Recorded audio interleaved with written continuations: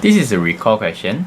So we have to understand that the amplitude of the wave is actually the distance from the equilibrium position, which is represented by the dotted line, to the highest point of the wave or to the lowest point of the wave.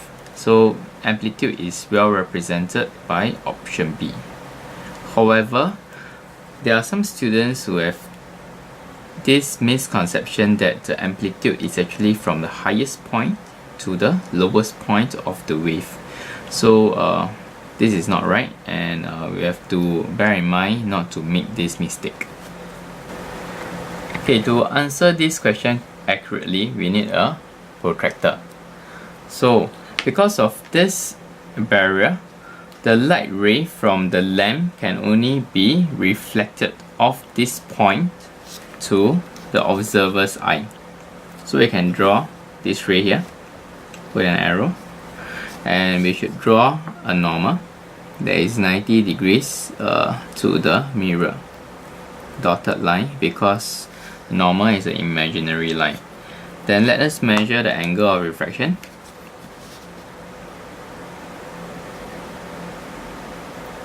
Okay, angle of refraction here is about 62 degrees.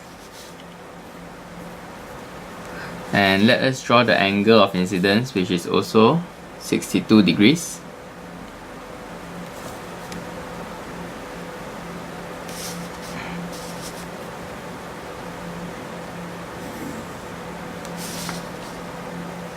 Okay, with an angle of incidence of 62 degrees, we can see that the ray must come from lamp C.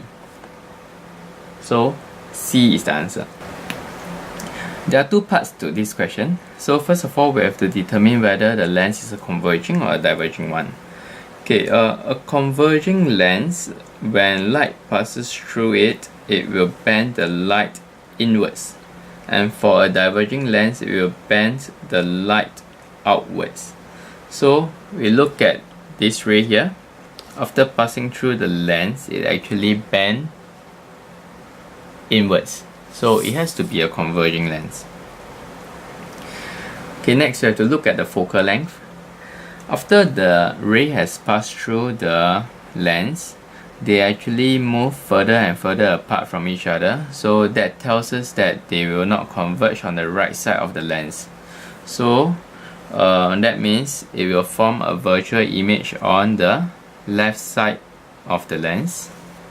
So what we do is that we have to draw dotted line backwards.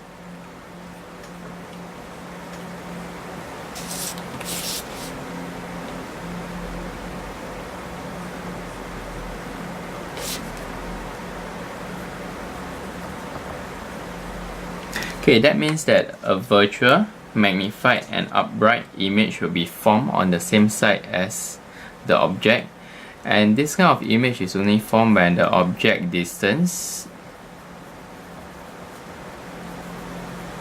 is less than one focal length away. So we can conclude that the focal length must be more than 10 cm. So answer, it will be A. X-ray, being a component in the EM spectrum, is a transverse wave, and it travels at a speed of 3 × 10⁸ meters per second in vacuum. So answer is D. Okay, in this question, we are being asked if the frequency of a note increases, what will happen to the wavelength or the speed. Okay, speed is related to the medium at which it is traveling in.